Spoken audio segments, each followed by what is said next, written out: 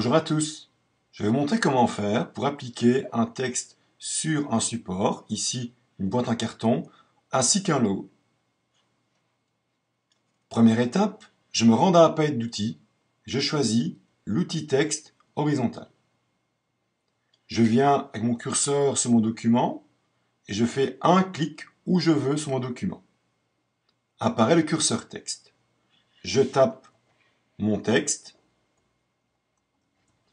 Une fois tapé, je le sélectionne et je passe dans la barre d'options l'outil texte. Je choisis une police de mon choix.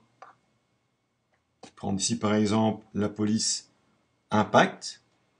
Ensuite, dans la case corps, j'augmente ou je réduis le corps de mon texte. Je vais ici opter pour un corps d'environ 240 points. Et je choisis également la couleur de mon texte. En cliquant sur le rectangle de couleur, je vais ici opter pour un rouge. Et je valide par OK. Quand ça me convient, je passe à la barre d'options outil texte et je clique sur le V de validation pour valider mon texte. Je vais maintenant faire une copie de mon texte. Pour cela, j'enfonce la touche commande et puis A sur Mac ou CTRL A sur PC. Et ensuite, je vais copier en enfonçant la touche commande et puis C, commande C sur Mac ou CTRL C sur PC. Une fois la copie faite, je vais masquer mon calque contenant mon texte et je vais créer un nouveau calque dans la palette calque. Ensuite, je me rends dans le menu filtre, je choisis le filtre point de fuite. Apparaît une fenêtre avec à gauche différents outils. Pour l'instant, je conserve l'outil par défaut qui va me permettre de créer un plan. Je me positionne sur le coin de ma boîte, ici en haut à gauche, un clic, je tire ma ligne jusqu'au coin à droite, un nouveau clic jusqu'au coin en bas à droite, et puis je fais un quatrième clic sur le quatrième coin de la face avant de la boîte. Apparaît une grille. Je me positionne sur le pavé blanc sur le côté ci supérieur au milieu. Je maintiens la touche commande sur Mac ou la touche CTRL sur PC et je tire une deuxième grille qui s'adapte directement à la forme de ma boîte.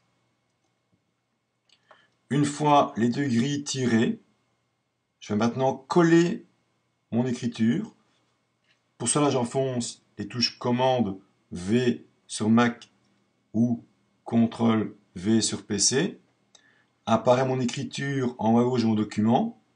Je me positionne dans l'écriture et je la déplace sous la grille. Et maintenant, on voit que l'écriture est adaptée par rapport à la surface de ma boîte, aussi bien à la surface supérieure qu'à la surface sur le côté. Je peux ainsi promener mon écriture sur une des deux surfaces. Je vais ici opter pour la surface supérieure. Je vais ici tourner mon écriture. Je passe à gauche dans la fenêtre et je prends l'outil transformation. Apparaît un cadre autour du texte, je me positionne en dehors du cadre, je maintiens le bouton gauche et je tourne. Je peux voir que mon texte est adapté directement à la forme de ma boîte. Je vais ici tourner mon texte comme ceci. Dès que ça me convient, je valide par OK.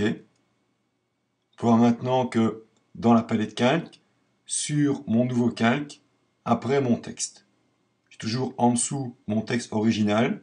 J'ai maintenant au-dessus un double du texte pixelisé sur un calque. Je vais maintenant appliquer à mon calque le mode de fusion produit.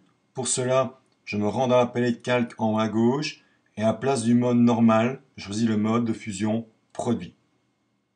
Je vais maintenant donner l'impression que l'autocollant couvre l'écriture. Première étape, je prends l'outil loupe et je zoome sur mon texte pour mieux voir. Ensuite, je choisis l'outil lasso polygonal en haut dans la palette d'outils. Je vais maintenant sélectionner une partie du texte Et je vais ici, pour cela, longer le bord autocollant. Je clique et je tire ma ligne en longeant le bord autocollant. Je viens de l'autre côté, un clic, je longe le bord de l'autocollant et je reviens au point de départ. Une fois la sélection faite, je passe dans la palette calque et je clique sur l'icône de masse de fusion en enfonçant en même temps la touche Alt. Alt, clique sur l'icône de masse de fusion.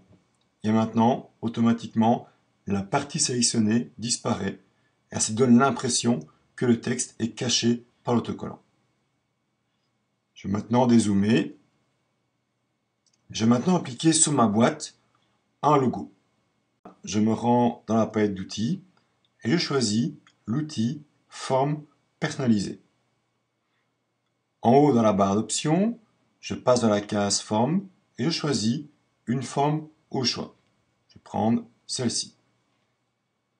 Je passe en haut à gauche dans la barre d'options et choisir ici le mode calque de forme.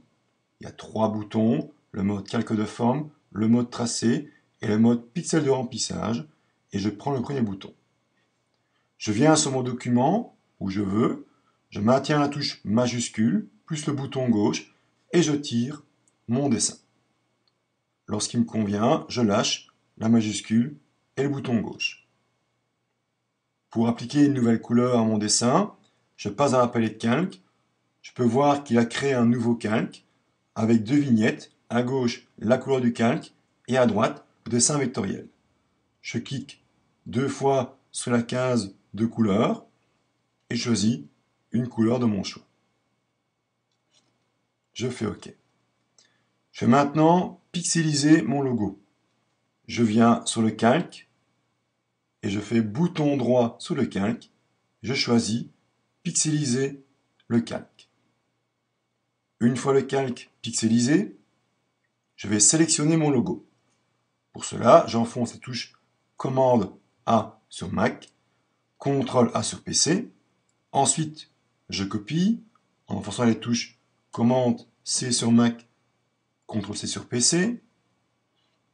Une fois copié, je désélectionne, Commande D sur Mac ou Ctrl D sur PC. Je passe dans la palette calque, je masque mon calque contenant mon dessin et je crée un nouveau calque. Je repasse dans le menu filtre et je reprends le filtre point de fuite. Réapparaît ma fenêtre avec la même grille. Je colle mon dessin en enfonçant les touches Commande V sur Mac ou Ctrl V sur PC. Je déplace le dessin sur mes grilles et comme pour le texte, je vois maintenant que mon dessin s'adapte aux faces de ma boîte, la face supérieure, la face avant, ou même entre les deux faces. Je vais ici positionner mon logo pour qu'on ait une partie sur la face supérieure et une partie sur la face avant. Au besoin, pour agrandir, réduire mon logo, je passe à gauche dans la fenêtre, je prends outil transformation, je viens sur un des 4 coins qui entourent mon logo, j'enfonce la touche majuscule, je vais maintenant ainsi, au besoin, agrandir, réduire mon logo.